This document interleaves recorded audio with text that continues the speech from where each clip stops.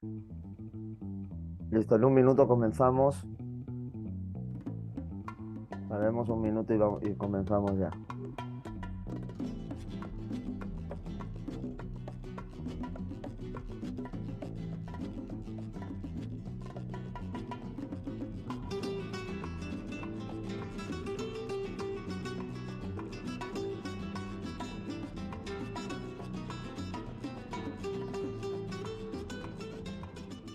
Listo, bueno, pues vamos a comenzar este Congreso Internacional. Bienvenidos a todos al primer Congreso Internacional sobre la influencia hispanoamericana en el flamenco. Hoy tenemos el honor de contar con la presencia de Antonio Moreno Ruiz, que nos hablará sobre este interesante tema. El flamenco es una forma de arte tradicional española y ha evolucionado a lo largo de los años gracias a la influencia de diferentes culturas y tradiciones. Y una de las culturas que ha influido en el flamenco es la hispanoamericana, que ha aportado su propio sabor y su estilo a este arte. Antonio Moreno Ruiz es un experto en flamenco, ha estudiado la influencia hispanoamericana en este arte durante muchos años. En su charla nos guiará a través de los diferentes aspectos de esta influencia y cómo ha enriquecido el flamenco a lo largo de los años. Antonio Moreno Ruiz es licenciado en Historia por la Universidad de Sevilla, en España, con maestría en Educación Secundaria, especializado en Historia de América, con amplia experiencia también en el periodismo, la traducción, la organización de conferencias, eventos culturales. Es escritor tanto de poemas como de novelas, artículos, estudioso de cuestiones como la influencia hispanoamericana en el flamenco o el acervo cultural afrohispano. Esperamos de verdad que disfruten de esta presentación y aprendan más sobre el flamenco. Y sin más preámbulos, le damos la bienvenida a Antonio Moreno Ruiz. Bienvenido, Antonio, y son todos tuyos. Pues bien hallado, Hugo. Muchísimas gracias por la invitación y la verdad muy contento de estar aquí, además para hablar de un tema tan interesante. En cuanto a la influencia hispanoamericana, pues en verdad están sus mismos orígenes, ¿no? Sobre el flamenco, muchas veces el problema que tenemos a la hora de exponer este tema es que realmente desde hace relativamente poco no se han hecho estudios serios, exhaustivos sobre lo que encierra como fenómeno cultural y musical, ¿no? Siempre se piensa pues que el flamenco viene del Extremo Oriente o de que el flamenco lo trajeron los árabes, en fin. Y realmente la palabra flamenco y este acervo aparece en el siglo XIX y casi tardíamente, y aparece como un fenómeno del romanticismo, quizá como una reacción al mundo ilustrado.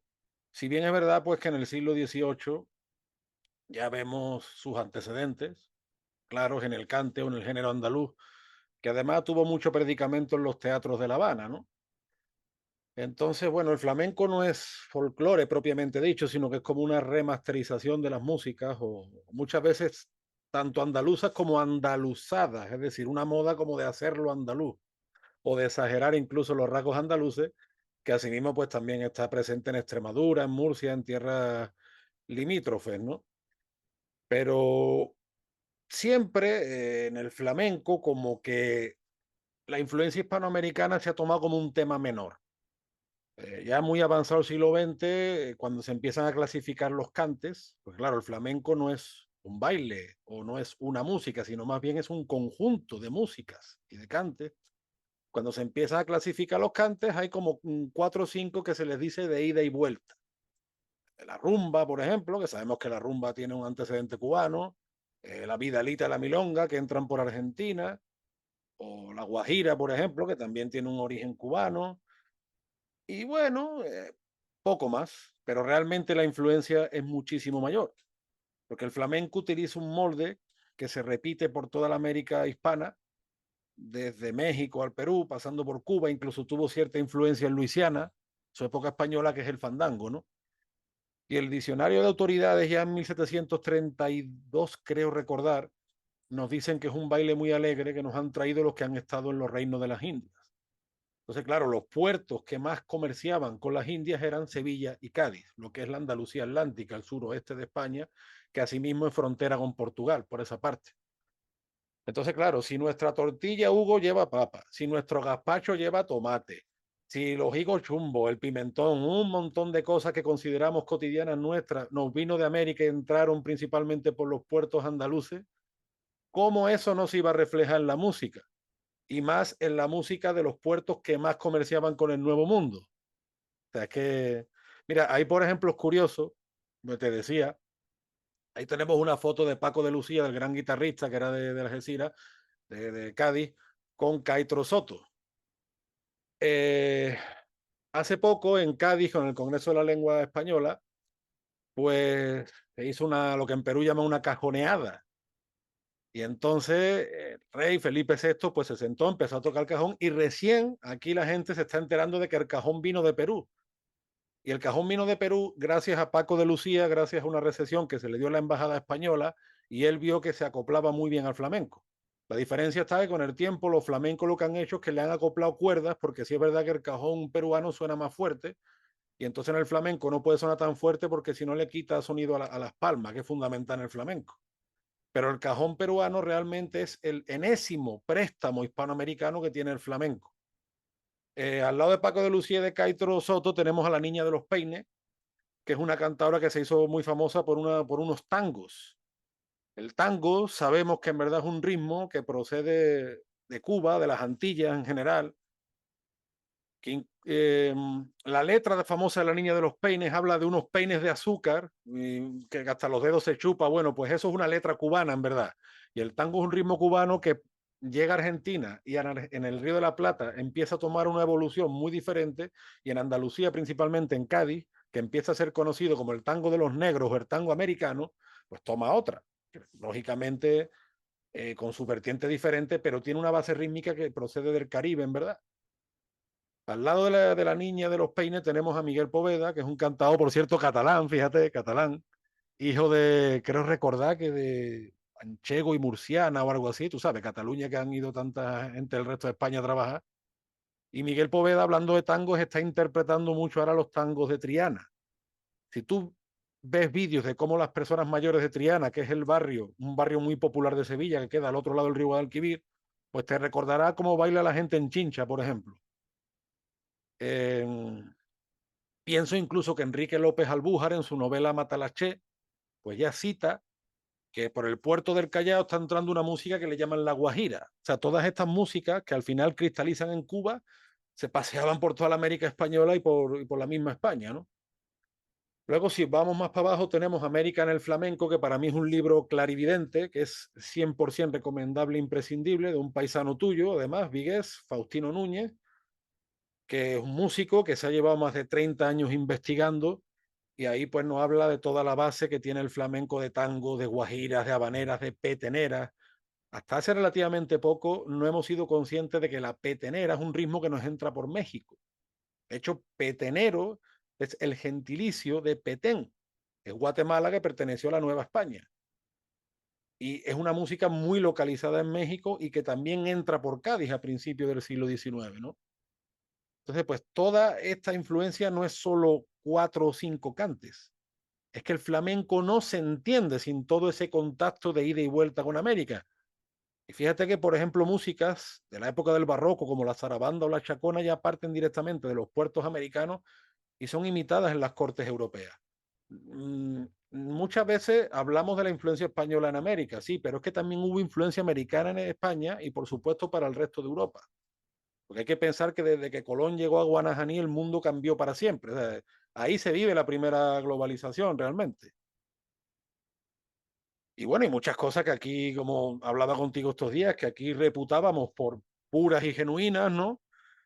Pues qué sé yo, como por ejemplo la canción del Pobre Miguel, que se interpreta además por tangos de Triana. Pues el Pobre Miguel resulta, Miguel Canal es un vallenato de Rafael Escalona. Y yo me di cuenta de eso un día estando en Perú.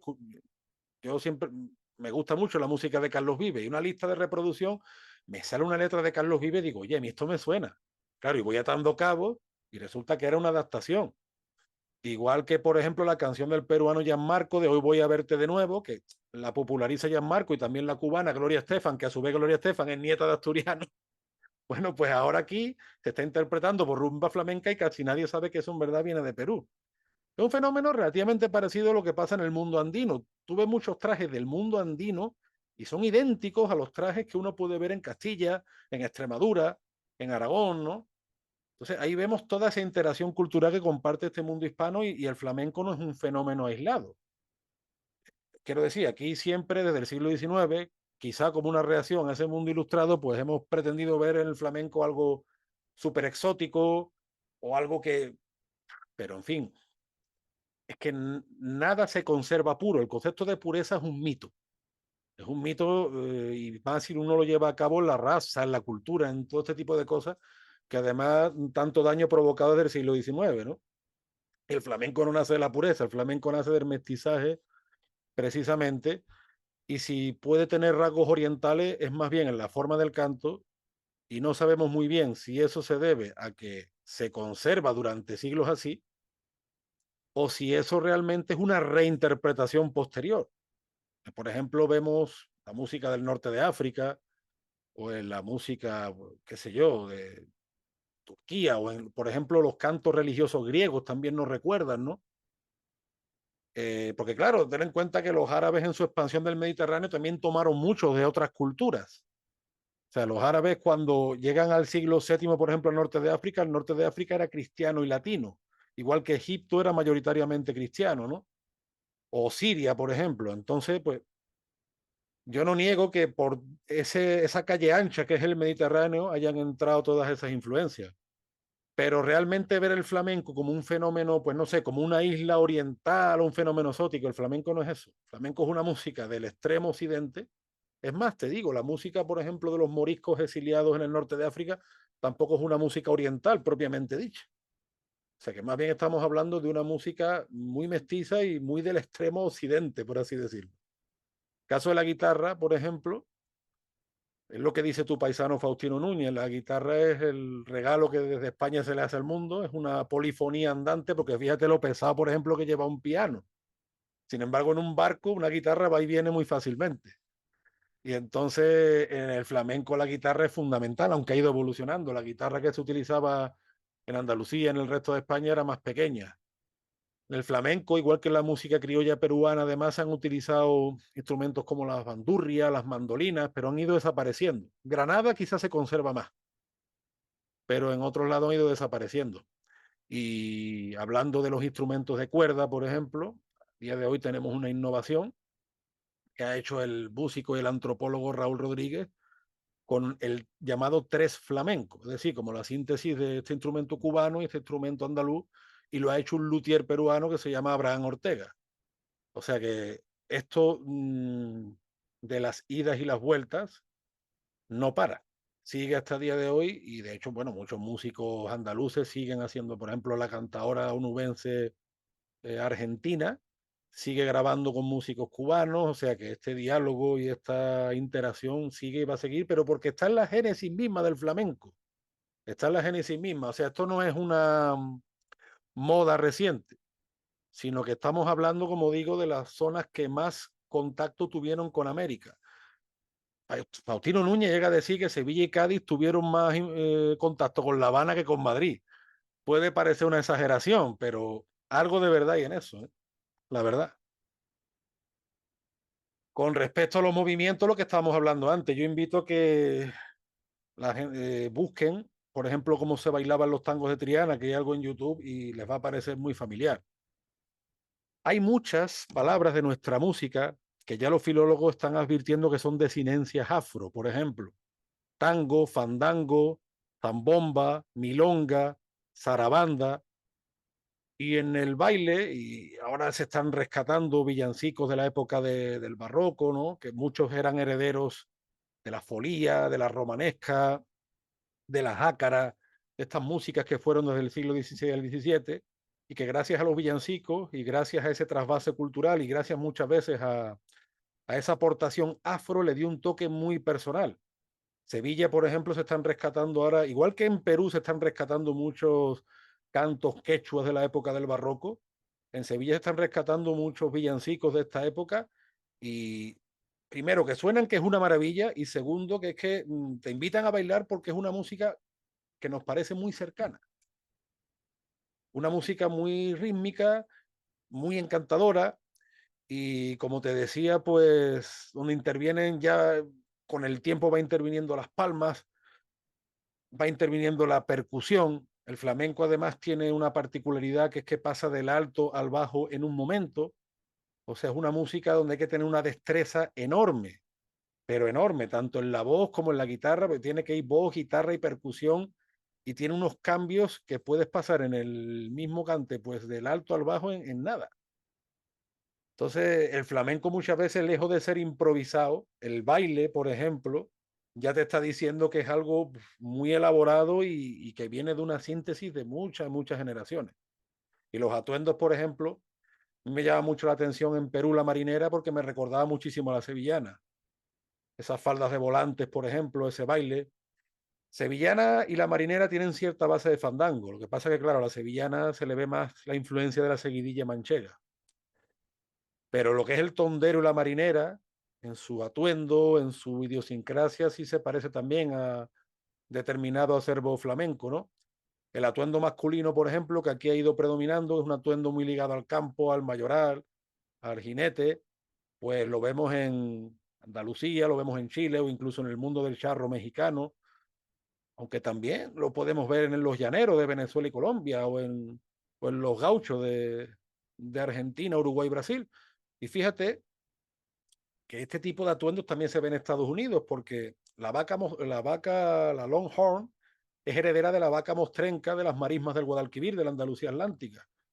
Igual que los famosos caballos Mustangs, no sé si pronuncia muy bien, son herederos de los mesteños que proceden de Doñana, de la Andalucía Atlántica también. O sea que todo está relacionado en el sonido, en el baile, en el atuendo.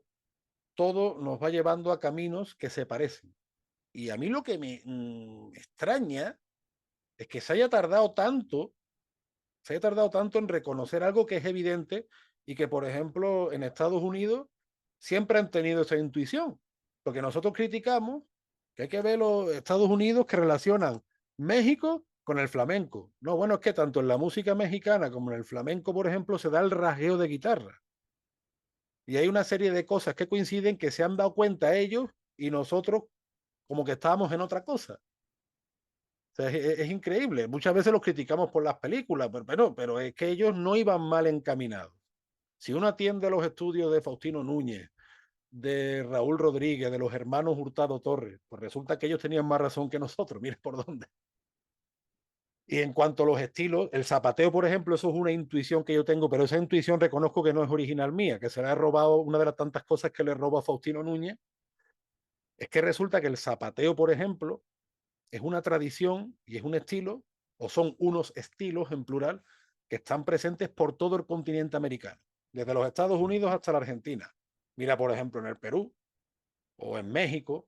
Sabemos además que la música de los llamados jarabes mexicanos también estuvo presente en Andalucía y sin embargo aquí en España está muy poco presente. Está presente en el baile de la sevillana, más o menos de pasada, y en algunos palos, como se dice en el flamenco. El palo se lo dice de distintos estilos, ¿no? Y en algunos estilos del flamenco. Yo no tengo una evidencia científica que lo pueda demostrar, pero yo tengo la intuición de que puede ser uno de los muchos préstamos de América que llegó al sur de España. Y en cuanto a los estilos, el flamenco lo que pasa es que tiene muchísimos estilos. Además, cada estilo, por ejemplo, tú dices la malagueña, pues hay muchísimos tipos de malagueña. El fandango flamenco, pues el fandango flamenco tiene, y es una música que uno nunca acaba de conocer por la cantidad de matices, de sutilezas y de riqueza que tiene, y la misma variedad de ritmos. O sea, yo en conclusión, hablando de estilos y tradiciones, creo que el flamenco es muy poco medieval y muy barroco y poco oriental y muy acriollado sería la expresión. Y acriollado con toques que Faustino Núñez llama afroamericano. Claro, porque cuando utilizo la palabra criollo, la utilizo al modo que del escritor cubano Alejo Carpentier. Alejo Carpentier decía que criollo era lo que había venido de los barcos. Por tanto, en todo eso que ha venido de los barcos, pues que se cruzaron como tres continentes en el camino, eso es lo que se puede considerar criollo. Tú sabes que la palabra criollo tiene muchísimas acepciones. positivas y negativas. Yo no sé cuántas, pero yo ahora mismo se me ocurren 5 o 6. Y cuando yo utilizo criollo en el flamenco es porque el flamenco es muy heredero de las idas y las vueltas de los barcos. Igual que puede ser el ceviche, por ejemplo, que está extendido por todo el Pacífico. Aunque sí es verdad que el ceviche peruano, estamos hablando de palabras mayores, ¿no? Gracias a Dios que aquí en Sevilla hay restaurantes peruanos y uno puede matar la nostalgia relativamente fácil. Y bueno, no me quiero extender mucho más, este tema en verdad tiene para seguir hablando hasta mañana, pero de momento ahí lo dejo y atiendo sus requerimientos. Muchas gracias, Antonio. A mí me parece súper interesante, espero que les haya gustado. Yo sí les invito a que si tienen alguna pregunta lo pueden escribir en el chat para que nuestro invitado pueda responderlas si gustan y ahí mi compañero César se encarga de leérselas para que le pueda dar respuesta a ellas y parece que están habiendo preguntas, así que le dejo el paso a mi compañero para que pueda responder esas preguntas y muchas gracias de mi parte, Antonio. Pues nada, yo encantado. A ver, en el chat nos dice Pierina si el flamenco se ha visto afectado con el COVID y si es así, cómo se ha ido recuperando. Pues lamentablemente sí. El flamenco, como todo el mundo de la música, se ha visto afectadísimo y en verdad no se ha recuperado como estaba antes. Aquí en España, de hecho, hubo una política muy severa de cierre total durante meses y claro, pues a los artistas, que de hecho el flamenco además es un producto musical que llama la atención en todo el mundo. Yo tengo amigos guitarristas flamencos pues que hacen como 3, 4, 5 viajes al año. A lo mejor una vez pueden viajar, qué sé yo, a Polonia, otra vez a Australia y otra vez a Estados Unidos. Pues eso se cortó. Y se cortó radical y ha supuesto yo diría que incluso hasta la ruina para muchos artistas flamencos y lamentablemente no se ha llegado a como se estaba antes.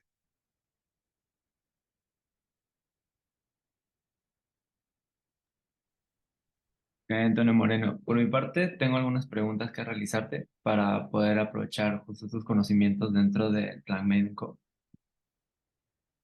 ¿Crees que hay muchos estereotipos en el mundo del flamenco? Sí, muchísimo. Entre ellos, pues que el flamenco era algo que se había conservado puro y hermético durante siglos y que nos había llegado de Oriente. O sea, eso no existe. Eso antropológicamente es imposible y más en las zonas de frontera, como es en este caso la Andalucía Atlántica y más todavía en las zonas que más contacto tuvieron con América, ¿no? El flamenco no nace del aislamiento, sino que todo lo contrario. Nace de la interacción y del mestizaje. Y luego, por ejemplo, tópicos como que la misma pureza, ¿no? Había quien decía que no, que primero era solo el cante y ya después vino la música, en fin, una serie de estereotipos que no tienen nada que ver. Gente que ha ido a la hemeroteca, como Faustino Núñez, desmiente completamente esto. Flamenco siempre ha sido una música ligada a los teatros, a los cafés, en fin, allí donde ha habido, como digo, interacción. El flamenco no nace del aislamiento, ni nace de una cueva, ni nace del hermetismo, todo lo contrario, ¿no? Eso yo creo que es el principal estereotipo que tiene el flamenco. Mi compañera, Luego, ah, sí, mi compañera Katia Cabrera pregunta, ¿nos recomiendas algunas canciones o intérpretes? uff, buena pregunta. Mira, ahora que estamos hablando de estas cosas, por ejemplo, el cantador Pepe Marchena, que a principios del siglo XX inventa un nuevo estilo del flamenco que le llaman la colombiana, pero en verdad él lo inventa en base de un corrido mexicano. Y no sé muy bien por qué se acaba llamando colombiana flamenca. Hay cantadores muy buenos. Camarón de la Isla, por ejemplo, es muy conocido. Camarón de la Isla también fusionó con guapango mexicano. Pues Camarón, Juan Valderrama, Enrique Montoya, un cantador de Utrera, en el pueblo de mi abuelo paterno, que yo creo que no está reconocido, no sea, en su memoria no está valorada. Y él también hizo interpretaciones flamencas de música argentina, ¿no? Porque él conoció a Atahualpa Yupanqui, en fin, le influyó. Y hay tantos y tantos. Ahora, por ejemplo, me gusta mucho Pedro el Granaíno.